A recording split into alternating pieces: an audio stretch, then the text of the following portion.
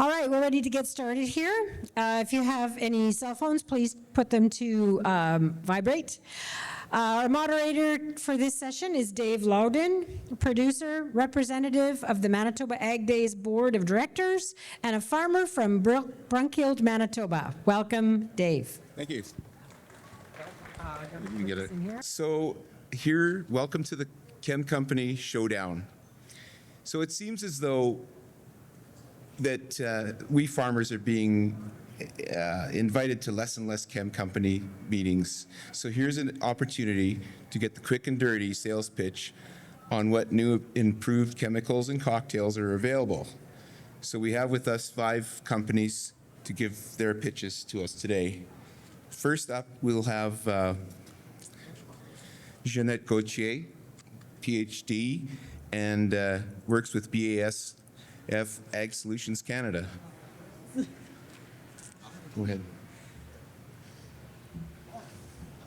So what I heard already is you guys want more meetings. All right, I got 10 minutes. Buckle up. At BASF, we create chemistry. Oh, where's the clicker thingy? Pretty fun. And what you might not know is that Canada, we're a global company. Canada agriculture is a driver for BASF. So that means that our white coat chemists in Germany are looking at active ingredients, and they're screening these actives on pests that are important to you. So wild oat, flea beetles, and pulse crops. Here's my first example. So Revysol is our newest active. So it's actually a new group 3 fungicide active, mefentrafluconazole. That's why we call it Revysol. And you're gonna say, Jeanette, group 3 fungicides are not new. Hang on. This is a new chemistry within the group 3 chemistries. And what we found at BASF is that when we don't have group 3 resistance really here on the prairies, but we do in other parts of the world. And Revysol can still work when other group 3 fungicides aren't. And the reason is it's the only group 3 molecule that can actually change its molecular conformation. So this is important. This sets it apart.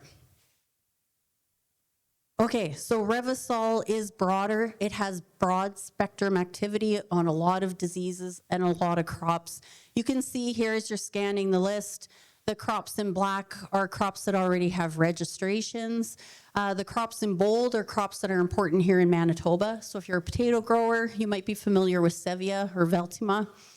And if you're a pea grower growing some other pulses, you might have used ReviPro. The crops that are in gray are crops that we continue to look at, so stay tuned. All right, Revysol is also stronger. What do we mean by this? So again, our scientists have actually measured binding constants. This is how tightly that active ingredient actually engages with the target site of that disease, so that mode of action. And that target site binding actually tells you how strong that fungicidal activity is. So you can see here that Revysol has a really high binding constant compared to some of our older group 3 chemistries. So again, we are getting really strong fungicidal activity from this molecule. And finally, Revysol does act longer. This was kind of unexpected. What we do see, I'm standing in front of the picture here. There's actually quite rapid uptake of this chemistry into the leaf. What happens then is it actually stays in pockets within the leaf and releases itself slowly over about a 2-week time period. And so what we see here is that typically we see that greening effect with group 11s and group 7 fungicides. We are seeing that with Revysol as well, as we do have some residual with this product. So we do see that in tar spot, third-party data for early blight in potatoes, and some greenhouse work we've done in pulses. All right, but innovation isn't just about active ingredients. Formulation is a huge part of what we do. So I actually could take my white coat off, but we do have formulation chemists as well. All right, so let's talk about Liberty. Liberty's not new. But you are going to be seeing some new Liberty products popping up. We're launching one this year, and then before the end of the decade, you're going to see some more new Liberty products. Just as a review, what we currently have, Liberty 150. We don't call it Liberty 150. This is just Liberty. This is a Liberty that was created for the prairies. It really works well. This is our canola product. We are increasingly seeing Liberty 200. This is what we use on corn and soybeans. The blue is the active ingredient. So when you look at the formulations here, you might say, well, Liberty 200 has more active. It has more glufosinate, so it must be better. Wrong. So on the prairies here, we do have tough conditions. It's drier. This is why this product works so much better. So the rest of the product here in the jug is made up of surfactants and formulants, and these help cut through those tough weeds. 200 is actually a kinder, softer Liberty. That's why we use it on corn and soybeans who don't love that heavy surfactant package, and why we do recommend adding AMS. All right, so moving over here, Liberty AMP. This is actually going to be our new product. Small launch this year, 15% of the product. Next year, you're going to see a lot more of it. It is really red. And this is a 180 gram concentration compared to our 150 and 200. So you say, Jeanette, you just told us if we increase the concentration, we decrease the surfactant. How is this going to work? Well, I've done a different shade of gray, and this is to indicate that we've actually modified the surfactant package. So this is going to offer you the ability to use a slightly higher concentration, lower use rates. Retails are going to like smaller packages. Me too. I can't lift the heavy boxes. But yeah, we are moving forward with the new surfactant package. I'm not going to talk too much about LGA. If you keep up with the news, you probably have heard that BASF does have the more active isomer. So there's a few different isomers of glufosinate. LGA is the active isomer, and that's the one that we continue to work with. And this will be a real game changer, so I'm not even going to speculate what it's going to look like. But this will really allow us to reduce that use rate. We don't want to compromise on efficacy though. So here is Liberty 150 in the blue bar. We've got Liberty AMP in our red bar, Liberty 200 on the far side, and then some competitive products in between. You can see here that we are delivering the same or better quality, and we're going to deliver the same on handability and logistics as well. All right, finally, to wrap up, I've already dropped the innovation buzzword. Now I'm going to move on to stewardship. I'm going to argue that it's not a buzzword though. So companies like BASF, we understand that these products are important solutions to problems on your farm. So for us, we don't want these just in the short term. We want to maintain these solutions as long as possible. So whenever we have a new product or active ingredient, we always have a stewardship plan that goes around it. A lot of other companies do as well. I only have time for one quick example here, but for some of our herbicides, we have a really strong herbicide portfolio. If you've ever used some of our pre-seed, pre-emergent products, we've got Certitude here, so our group 627 in front of canola, and then our Veraxer products, Veraxer Complete for corn, soybeans, and peas. So that's a great start. You follow them up with some strong in-crop products, and what do you get? This is a planned herbicide program with 2 passes, tank mixing for up to 6 different modes of action. The result should be that you get clean fields. This is a good thing for you. This is a good thing for us because we are helping with resistance management and keeping these tools around longer. So what are we going to do if you do have some weed escapes, including resistant weed biotypes? We're going to stand behind our products here and offer you a guaranteed free respray because we do want to make sure that you are getting the weed control you expect so that these products are working for you for the long term. All right, so I'm going to be here till the end. If you have any questions, you can always talk to your ag retailer. Any of the BASF reps will be at the booth until 5. Thanks.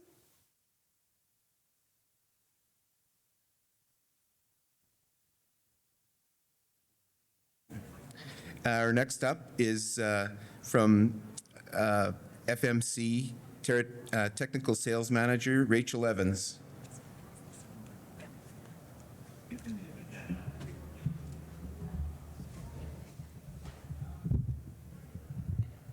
How's that sound? We're working on it. We're working on it. Testing, testing. 1, 2, 3. How's that sound? You guys can hear me in the back? Okay, I got a thumbs up. Good morning. It is my pleasure to be with you today to talk to you a little bit about the 9 new products that FMC is going to be launching in 2026. So to kick things off, we have Vireo herbicide. Vireo is our new pre-seed, pre-emerge product for wheat and barley. It is one that I'm going to have a few minutes to spend some extra time on, so I'm just going to hop right on to the next one, which is Express FT. Express FT is the newest member of the Express brand family. It's the combination of tribenuron, dicamba, and metsulfuron for flushing control of volunteer canola, hawksbeard, dandelion, cleavers. This is going to be a pre-seed option for wheat, barley, and oats. So if you're looking for a new pre-seed option for oats, check this one out. Next up, we have the newest member in the burn-off space in our precision pack machines. If you are not familiar with P-Pack, we use a numbering system to name the blends. So this product is called CF18878 Pro. That's a mouthful. What it is a combination of 18 grams of carfentrazone plus the active ingredients that I just mentioned in Express FT. So this is intended for pre-seed use in wheat and barley, all available in a customizable bag thanks to the P-Pack machines. Next up, we have Focus NXT. Focus NXT is a new co-pack of Focus plus FMC's Florazolam. So this is going to be a great option if you are a spring wheat grower in the black soil zone with organic matter greater than 3%, and you're trying to target herbicide-resistant wild oats that are group 1 and 2 resistant, and looking for some more enhanced burn-off on weeds like volunteer canola. So that's our pre-seed side of things. Moving on into the in-crop, so we're going up to the, I don't think this has a pointer, but up to the top right-hand corner with Travalis Complete. Travalis Complete is the co-pack of Travalis herbicide, which is our liquid in-crop broadleaf control product for wheat and barley. And we're combining that with FMC's own pinoxidin. So that's a group 1 graminicide. So this is going to be available in a 40-acre case. And then thanks to the built-in MSO in Travalis, it does not require an additional surfactant. I'm happy to share that all new production of Barricade 2 will now come in the new and improved formulation called Barricade 3. It's a very original name. Barricade 3 will have a higher rate of phylloxfer. That's the group 4. We call it Perimeter 2. All of the crops stay the same, so wheat, barley, and oats are options here. And this will be in an 80-acre case, a little bit more convenient to use. Now heading below ground, we have a new seed treatment called Avoda Pro. So this is a fungicide seed treatment that combines 3 modes of action for seed-borne diseases in cereals.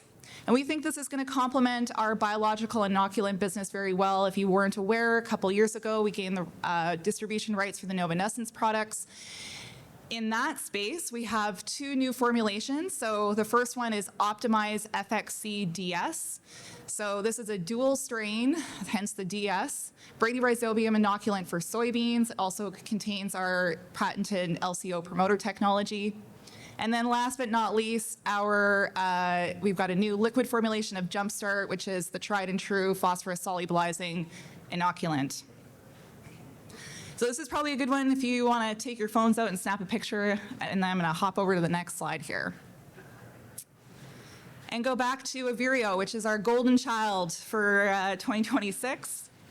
So a Vireo herbicide, as I mentioned, is meant for pre-seed, pre-emerge burn-off in wheat and barley. This is a combination of carfentrazone, which is a group 14, and a group 27, topyrolate. This is going to be a great option if you are trying to target broadleaf weeds like kochia, volunteer canola, lamb's quarters, stinkweed, common offenders that you're going to see in the spring. Timing is very flexible, so you can go pre-seed or up to 3 days after seeding. You could add it with your glyphosate if you're looking for a more enhanced burn-off, or maybe mix it with your Authority 480 for extended weed control of kochia in your spring wheat.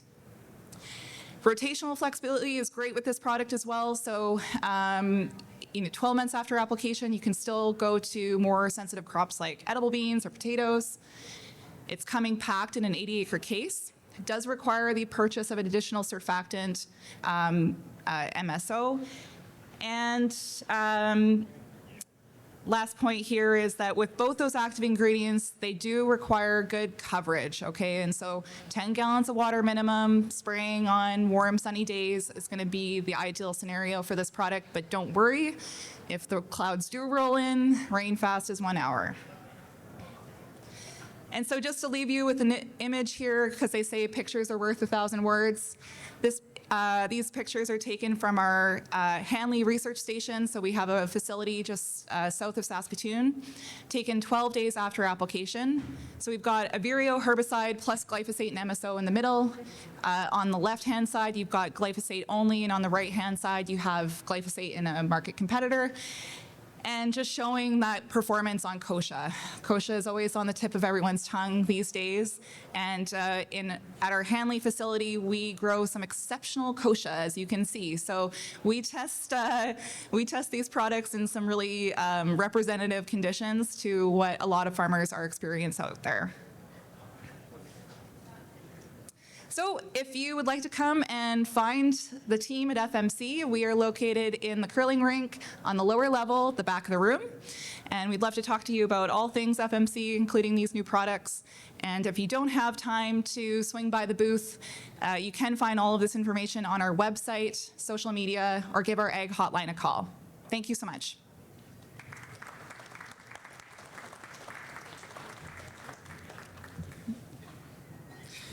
Thanks, Rachel. Next up is Todd Drummond, Customer Solutions Lead for Bayer Crop Sciences.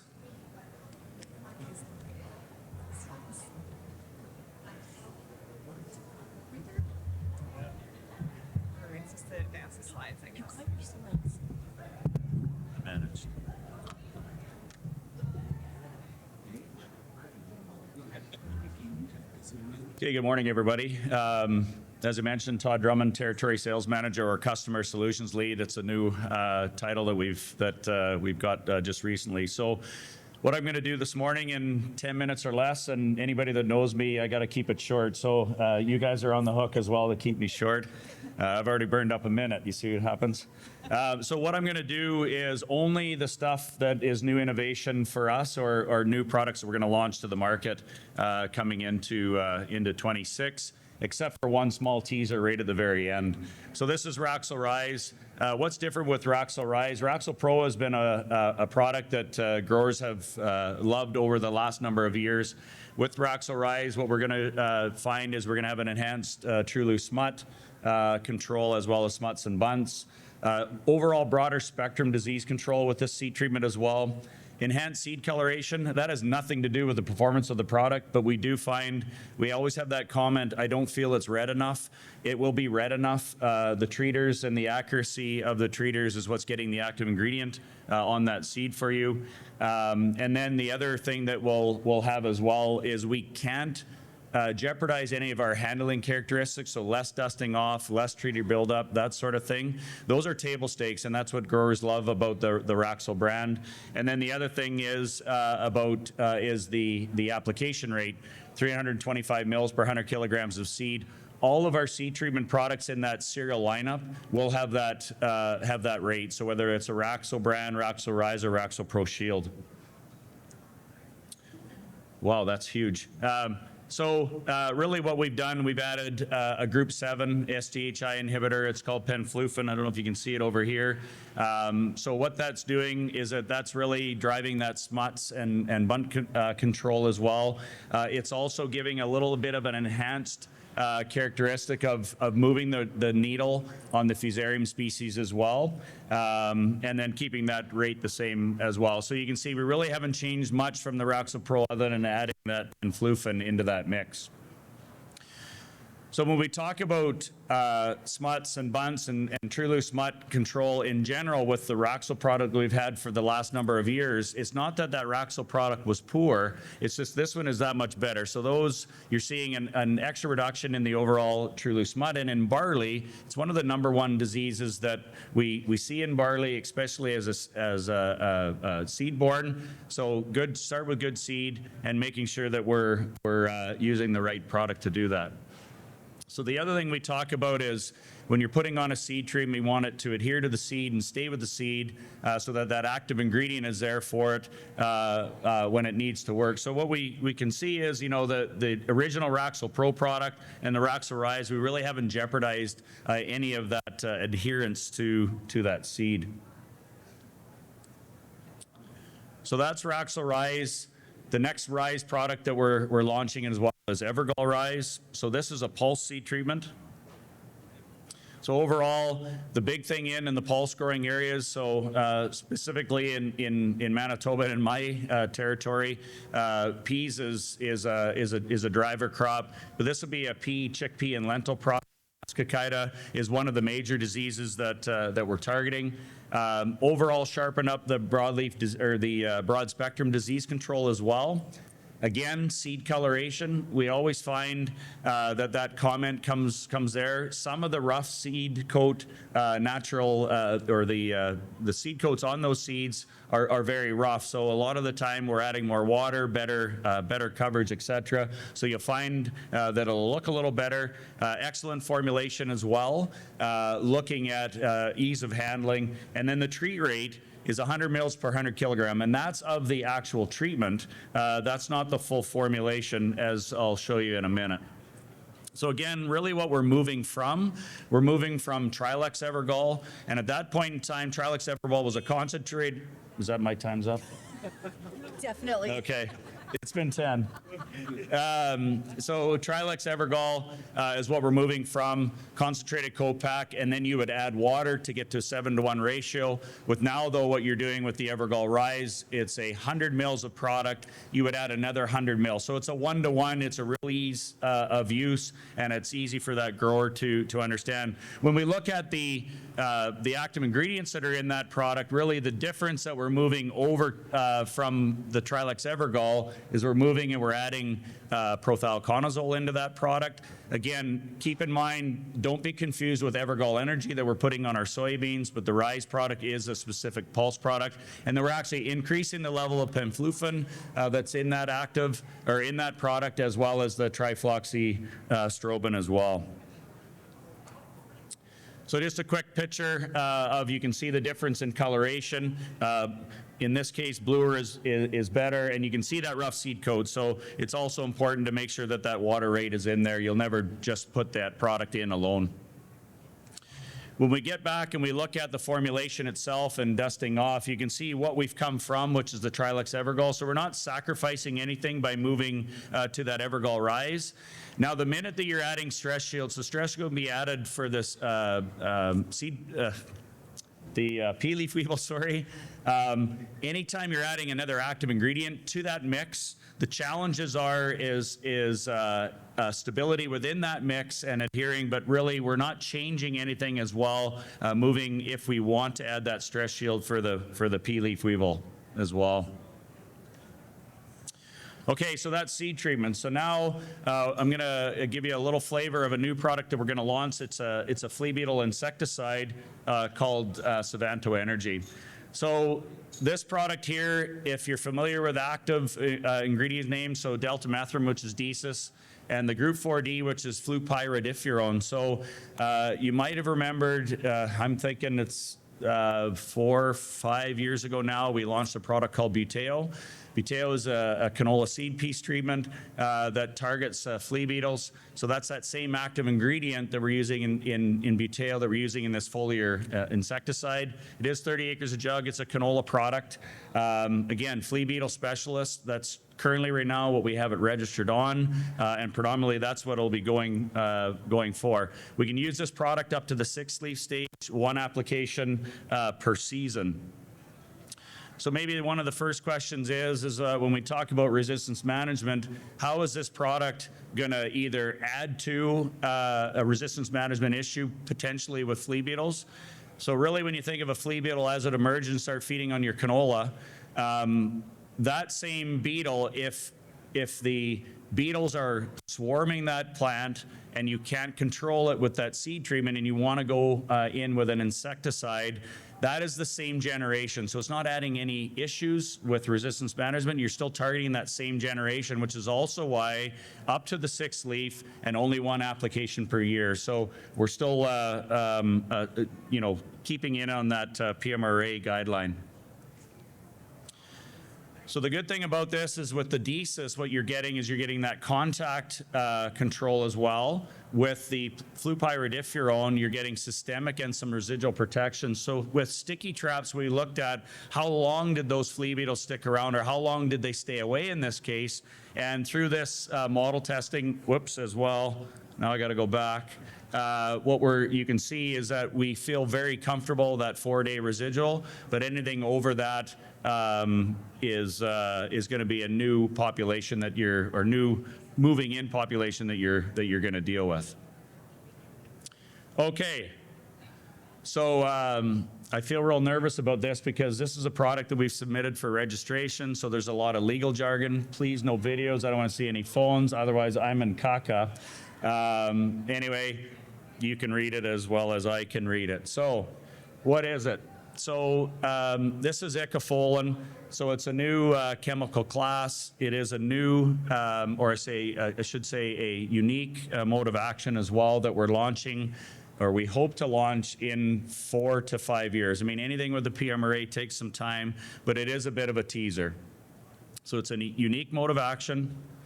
It provides unique symptoms as well, and unique benefits within that Western Canadian grower as well. It's something new over the last 30 years, which is groundbreaking for us as well. So the focus on this product will be a broad spectrum of emerged weeds. We're going to look at multiple crops, cereals and broadleaf crops. So it is classified through the Herbicide Resistant Action Committee as a Group 23. It's a pre-emergent weed control, so it'll always be tank mixed, most likely with glyphosate. The weeds do have to be emerged though, so that is the key on this. So it's pre-plant, but the weeds have to be emerged, so it's a foliar applied on those weeds. We submitted it in 2025, and then again, launch is expected, maybe forward-looking, might be out to 2030. And that's it. Thank you. Thank you. Who's up next? Darren Froats.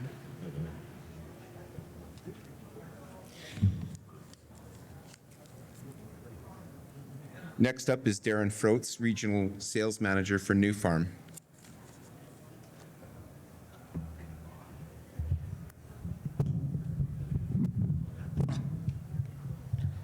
Test? Yep, right on. We're good to go. All right, so everybody's seen a picture of what's behind me before, or maybe in Manitoba you haven't, but I do know that there is something blowing in from the east. It ain't the Grey Cup, because that's maybe staying in Saskatchewan for a while. But kochia, it's on everybody's mind, and in our company at Nufarm, we spent a lot of time in the last number of years developing products to try and deal with this nasty weed. So I'm going to spend a little bit of time walking you guys through some different things you can try in the farm to try and get ahead of this nasty character, and also highlight some current and new products we have coming from Nufarm. So a nice little map of Western Canada, and what do we find? Group 14s. They've been pretty effective on kochia over the last number of years. Nufarm has several Group 14s in our portfolio. We're also starting to see some resistance coming now in Group 14s in kochia. So the epicenter of it all starts in southern Alberta, moves into southwest Saskatchewan. Now it's kind of spread all through Saskatchewan, and lo and behold, southwest Manitoba. So the idea today is to not scare you guys from using any of the groups listed below. We're now Group 2, 4, 9, and 14 resistant in kochia. The idea is to not stop using these groups of herbicides, but add something else into it that's going to be affected, or develop a plan around it to help the longevity of these products staying forward. They're too important to use in many different crops that we grow, so we can't just throw them aside and try something else. Well, controlling it takes a strategy. And we spend a fair bit of time talking with our customers about this. And really it starts as soon as the combine leaves the field, and we start at that post-harvest timing. So you might have to do a little bit of field prep, maybe move some straw around. If you're going to do any tillage moves, that's probably the time to do it. And after that, then we can start taking down anything that may be growing on that stubble afterwards. Quite often you'll see a mat of kochia coming in the kochia countries, especially in those fresh patches. And if you happen to take the header, drive around them, and leave a nice bush standing there, go back and deal with that bush. And there's several ways you can do that. An old swather and a baler is really effective, because the idea is to remove the seed. You don't want that kochia seed to drop on the ground. You want to make sure that you're removing it. A match can work too, but there's lots of other things that go with that. And also mowers.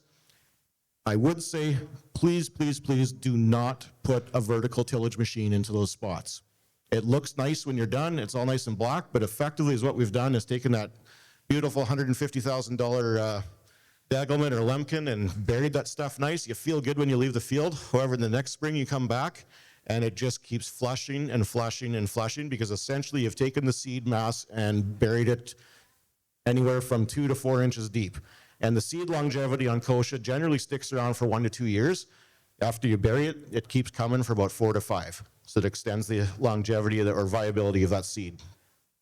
Then we can start to look at soil residual products. So at Nufarm, we have a number of those, and that would be the time to apply a granular or a liquid type product, and usually right before freeze-up's the time to get those down. And you have to be proactive on what crop you're going to be seeding in the next year. As the products change, there's different crops that we can do to manage this as well, and try not to be seeding the same crop year after year on those spots. Then we move into pre-seed burn down products. And we've heard a couple products on the market already. Nufarm's had an extensive portfolio of seed treatment, pre-burn products, and it starts with a lot of Group 14 based. However, when we put our Group 14s out in the market, we try not to put them out alone. We always have other modes of action in the tank. It could be a Group 4, it could be a Group 6. There will be Group 27s coming forward as we get further out in our portfolio. And when we launched these multi-mode of action products, we haven't just stopped there. We kept researching and adding more groups into these products and keep evolving. So some of the products out, like Conquer, will have a generation coming on that one. It'll be Conquer 2. Blackhawk, we're actually on the 3rd evolution of Blackhawk, and we keep changing and adding new things to it to make it better.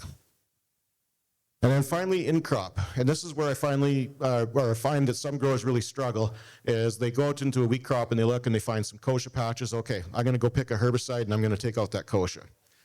Perfect. A lot of good herbicides to use in cereals. However, the resistance monster is creeping up in there. Group 4s are generally not working as good as they should have. Maybe not here in Manitoba, but certainly in Saskatchewan and Alberta. So you have to be careful of what product you pick. And when you do that, you have to remember you're not just spraying that product once to take care of the kochia at that time. It's going to have to develop a strategy. The management tips. Obviously, the herbicide layering is a buzzword that's really come in the last few years in the herbicide industry, and it's a fantastic one. So keep layering herbicides over top. Instead of rotating different groups, add them together in the tank. The more groups you can put together in the tank at different times, trick the weeds essentially if you can. Change your timing. If you have to do a burn off twice, you may have to. It does sting the pocketbook, but you can get ahead of these problem spots, especially with kochia. Spray coverage, very critical. Got a picture coming up that'll give you guys an example of shielding. And then we talked about the culturing practices. Don't forget about other tools like an old baler or maybe a hair bar and a match. And the water quality is obviously important. And again, with that coverage, you also need to get the right water volume down for the product you're spraying. Don't try and cheat on water. And if you have to go back over the same spot twice, change the angle of direction. So with Nufarm, there's a look at our current portfolio. Like I said, some of these products are going to get a changeover eventually. In the next couple of years, we're going to have a new Goldwing that we're going to add some more groups to. Blackhawk, we're in our 3rd generation of that one. So that's your cereal, soybean, corn burn-off product. Conquer in front of canola. Goldwing in front of your pulses can also stay into canary seed, corn, and flax cereals. And then, of course, Thunderhawk has got a Group 2 component in with it, as long as the 14 and a 4. And it's a great option in front of barley, oats, and wheat. Just gives a little bit of residual. Works really well for volunteer canola.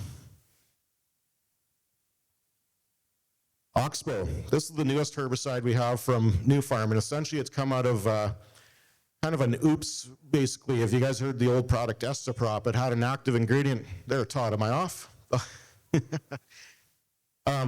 Is where it come from is Duplisan is the active ingredient out of it, and it was actually discovered in Australia. They were spraying Duplisan on Group 4 resistant kochia spots, and all of a sudden Duplisan was killing it on its own. So the older product Estaprop, it was used in much lower rates and also had a whack of 2,4-D in it, which basically made it you couldn't tank mix it with anything.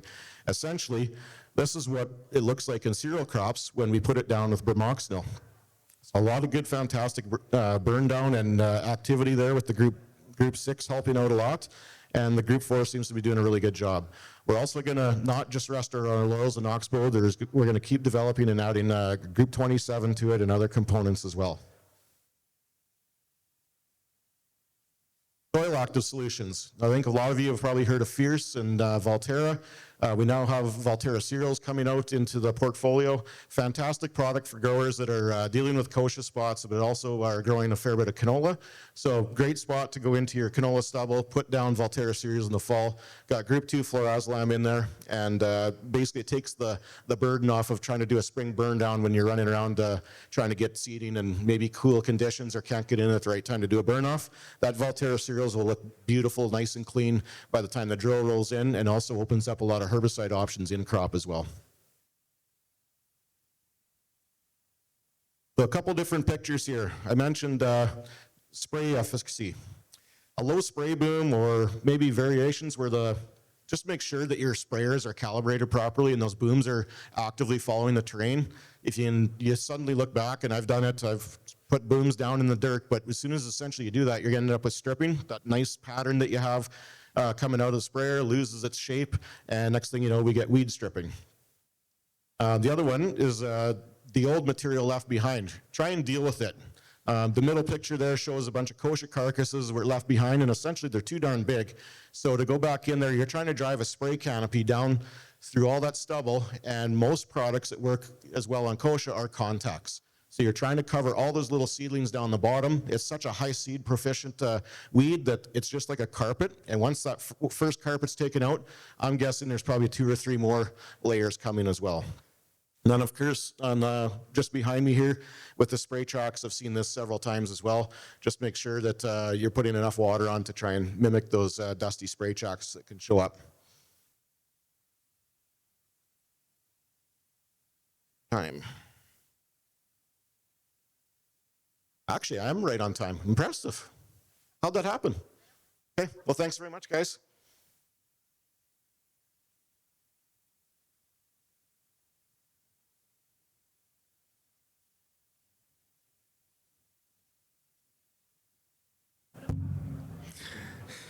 Our next presenter is Dusty Godard, Sales Associate with Adama. Just make sure you got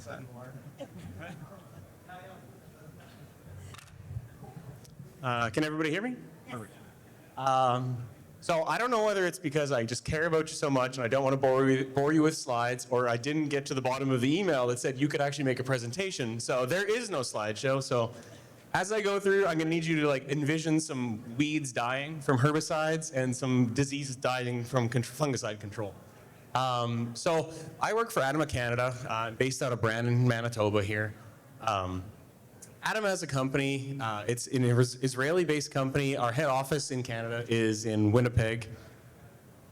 Excuse me. We're a post-patent company, not a true generic company. And what does that mean is, yes, we are bringing our molecules in from around the globe. We're formulating in Canada. We're focusing on formulation efficiency and mastery. So yes, we're bringing post-patent products and molecules in, but we fully stand behind our formulations and products. So if you buy an Adama jug of chemical and you have an issue in your field, call us up and we will investigate and make sure that it is made right. which is a differentiator between some of the other generic companies that exist in the market.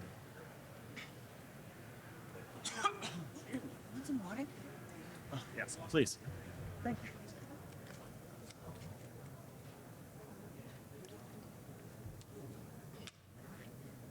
Sorry about that. So like I said, envision the weeds dying for this next slide, and I can't imagine a better person to follow than Adam, because he made this comment multiple times of multiple modes of action and resistance management.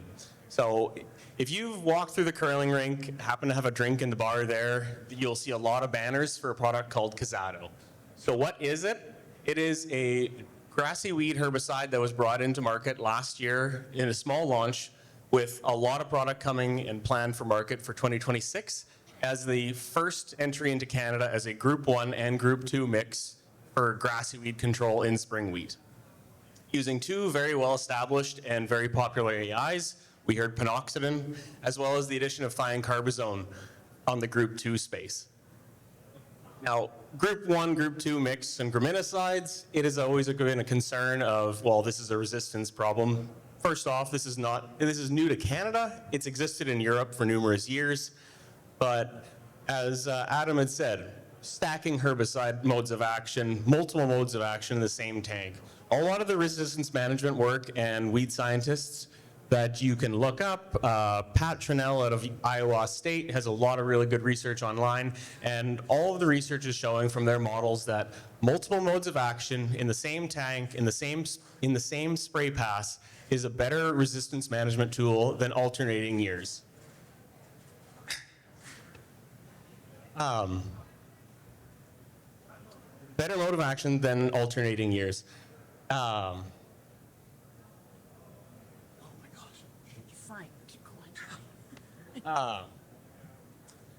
Yes, so Group 1, Group 2 resistance, it's not new to Canada. It's been around for decades.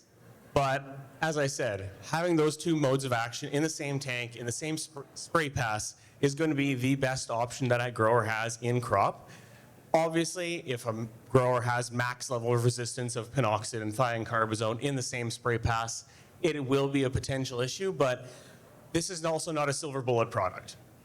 Anyone that is dealing with strong issues of wild oat resistance or green foxtail resistance, this is another tool that's in the toolbox. It is an entire holistic management strategy revolving around crop rotation being massive, as well as pre-burn products, as some of the other colleagues have said here before.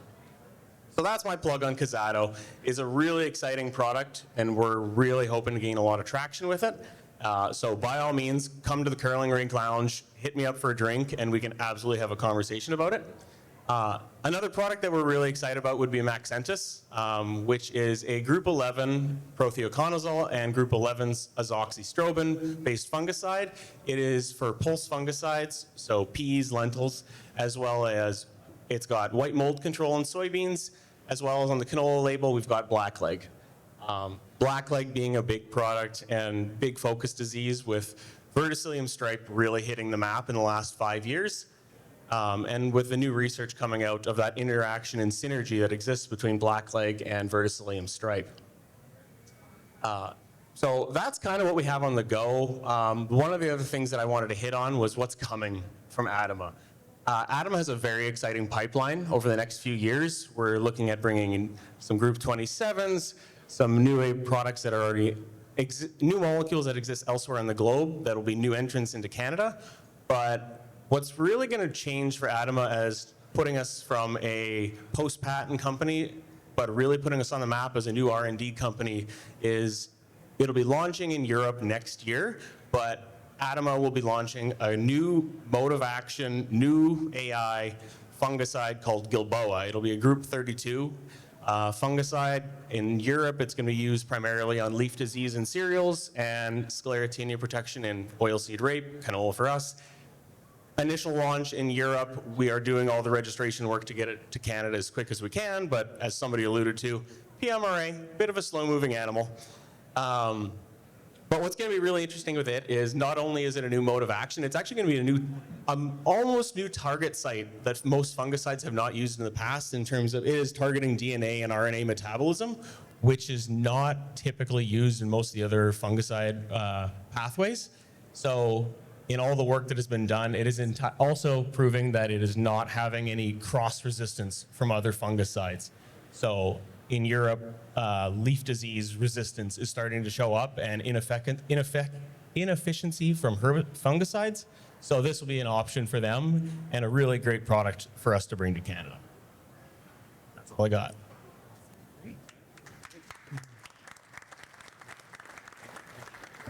Hope to leave that with you guys. Hopefully there'll be a question and answer.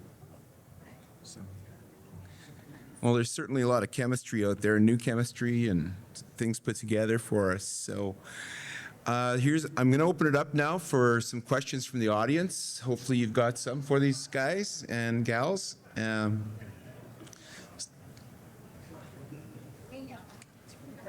Okay, go ahead. We're going to pass the mic. Guess you guys are going to have to use the podium for the answers.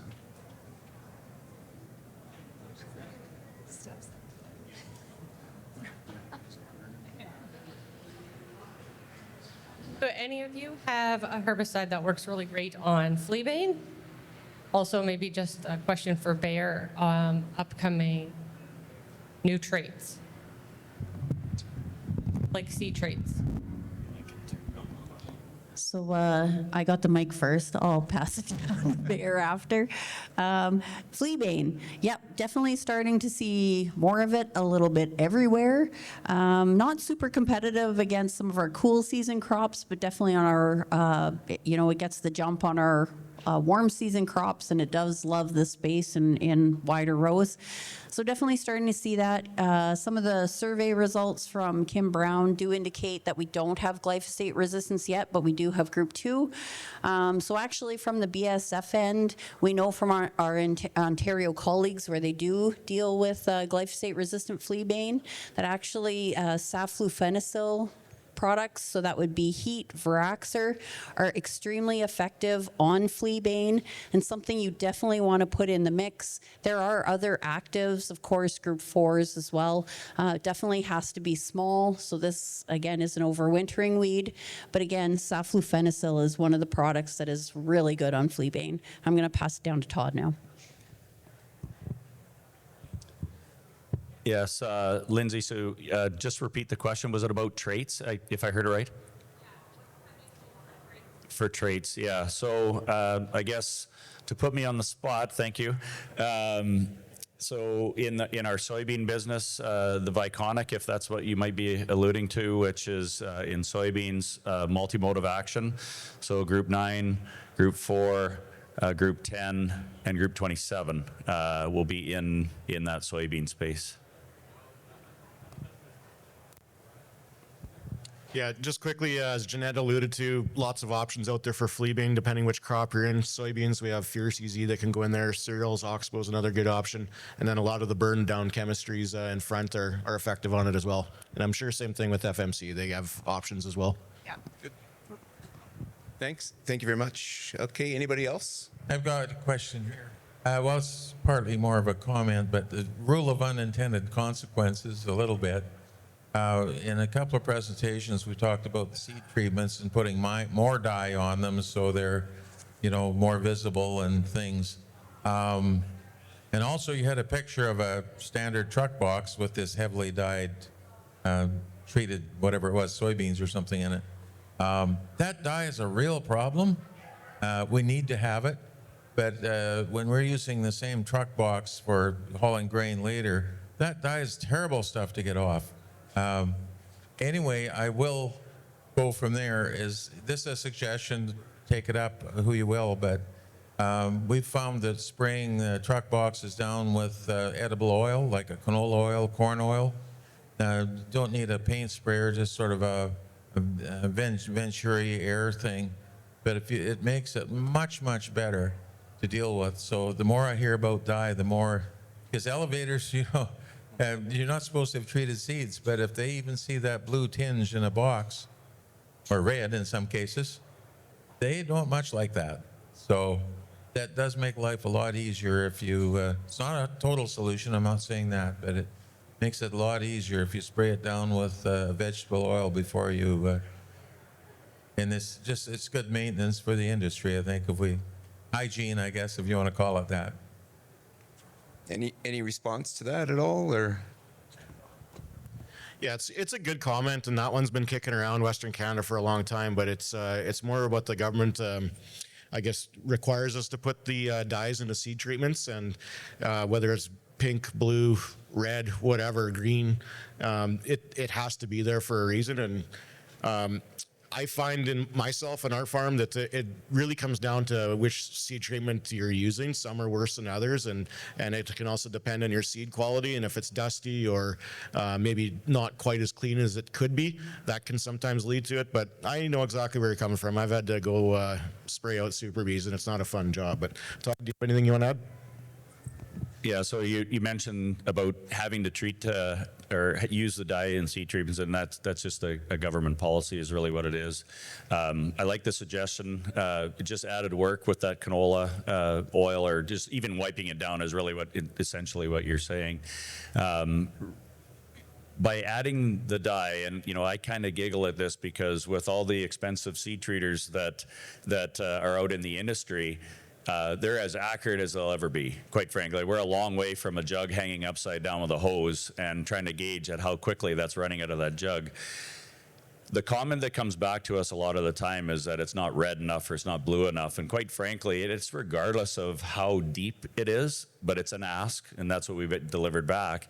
Those equipment treaters are so accurate, that active ingredient is there as well. I know it's getting away from your comment or question, but it's an ask, and that's what it was come back on. Now, if we get the other way where it's too blue, guess what we'll do? We'll go less, right? But at the end of the day, yeah, great comment. And just for clarity, I have no problem with the dye, and we need it to make sure we don't have mistakes. But we do have to deal with this unintended consequence. Thank you. If I use specific augers just for seed treatment? Specific augers? Yeah, I can just comment. Yeah, Sorry, just quick comment on that. If you can, try and just keep specific augers for handling seed-treated products. And I know it's tough when it's going into the drill, but usually try and run some fertilizer. Running fertilizer through a truck box too can sometimes help pull that off. But great. Yeah, thanks. Good comment. Anybody else? Anyone else for? I got a question. So with canola and verticillium wilt, are we ahead of the game, or is there something more we should all be doing all the time, or is it just kind of one-off thing that's happening? Anyway. I think the answer is we don't know, and anyone who tries to tell you that they do is blowing something up. I should try to keep this more PC. I'm wearing the BASF shirt today. Yeah, we just really don't know. There's lots of research ongoing. I think there's a lot of statements being put out there that probably aren't proven at this point. Really nice to see, there's definitely been some misinformation that maybe swathing versus straight cutting was part of the problem. And it was nice to see the canola growers actually have some data to put behind that now, some early data. So again, definitely be looking for that data. I will say, because we don't have a lot of data at this point, the canola companies are definitely running on a lot of our breeding information, but also anecdotal from the field. And so I can say just from the InVigor standpoint, because that's all I've seen it on, we do see a few things that we are recommending. So verticillium, again, we're not sure what it's doing on yield, but we do know what it does to standability.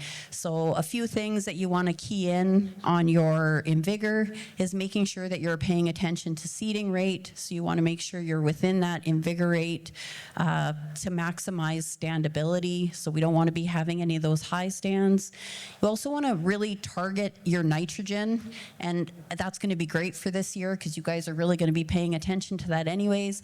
But we don't want any excess. We don't want to have have anything on the field that's going to increase the risk of lodging.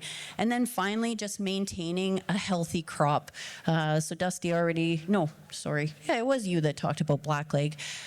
So we're not just even talking about verticillium. We want to manage everything. So whether it's flea beetles that Todd talked about, or it's blackleg, looking at rotation, making sure, and I know this is going to sound like I just want to sell you more fungicide, but really you do want to make sure that you are staying on top of your other pests, because verticillium really just seems to like to tackle the weakest stressed plants.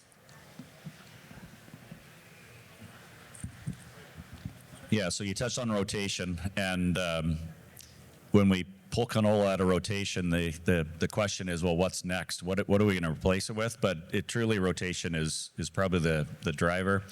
Shuwa, one of our pathologists, developed a controlled environment test as well to try to gauge exactly what those hybrids are doing and what level of tolerance, I would say, because that's really what it is. The other thing I think we have to keep in mind, if verticillium was easy, it would have been gone long ago. Europe has been dealing with verticillium for years and years and years on winter rapeseed. So if they haven't figured it out, I mean, there's some smart minds in the world. It's just a tough disease. But rotation is kind of my plea, and I know it's not easy. It's the easiest thing to say, the hardest thing to follow. Was that your plug for DeKalb soybeans? And I do just want to clarify, when I'm talking about fungicides, there currently are no fungicides that actually have good activity on verticillium. It's controlling everything else that is in your management abilities. Okay, good. Well, thank you. We got more time? We're done.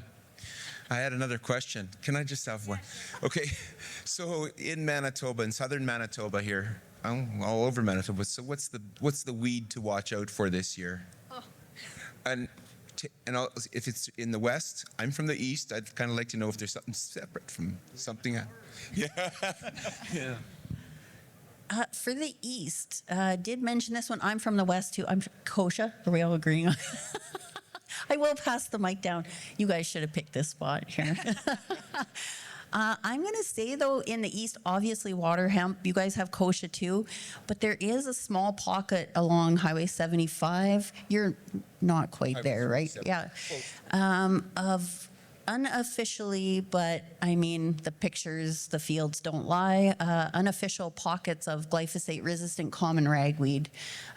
So my colleagues from Ontario say, in their experience, that doesn't spread as quickly sometimes as some of the other weeds like water hemp and kochia, but that would be something to keep an eye out for. Yeah, definitely. So I cover all of Manitoba, and then I go as far west as Swift Current and as far north of the Swan River Valley. So I get a pretty wide exposure, but I'm going to use yesterday and like the last 2 days at the show as my representative sample of what is top of mind for you because of what you're coming to the booth and asking us about. And kochia, water hemp, and wild oats have been the top three looking for solutions. And so with all of those soil applied herbicides that Darren went through and herbicide layering, those are going to be so important for those flushing weeds. Yeah, 100% agree. And without a lot of herbicides being applied this fall, wasn't a real big fall burn-off season. So you will have to watch out for winter annuals and have them under control when it comes to spring. Yeah, I'd reiterate water hemp for eastern Manitoba, wild oats across green foxtail as well, and yellow foxtail in southwest Manitoba. It's always the hidden one. And then kochia, especially in southwest Manitoba, can't grow a crop that good. And then it's also heading further and further north, getting into Highway 16 and starting to hit St. Rose as well. So yeah, Dusty took my thunder. I was going to pull out the yellow foxtail card. I always like to challenge everybody that's riding a quad and scouting and looking down and identifying that's a foxtail, and they're not wrong. But I always say, is it green or yellow? And then I get that blank stare. So it's millet. Yeah, right, exactly. So I always say, take the time and get off the quad, and if there's a plug back to the growers in the audience, is learn what yellow foxtail looks like. Predominantly, I see lots and lots in southwestern Manitoba. I'm always looking for it though as well. I feel the reason that we're seeing more yellow is because at the time when I started in this business, we were using tons and tons of group 1s. And guess what yellow foxtail doesn't stand a chance with? It's group 1s. The minute we had group 1 resistance in wild oats, we went to what? Yes, that's right, group 2s. And guess what group 2s aren't good on? Yellow foxtail. So thanks for the yellow foxtail plug. I love you. I can steal it from you. Finally get to give Saskatchewan a review.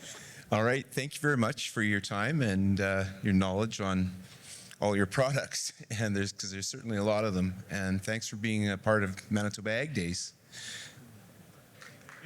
Thank you. You can leave it on. Thank you very much.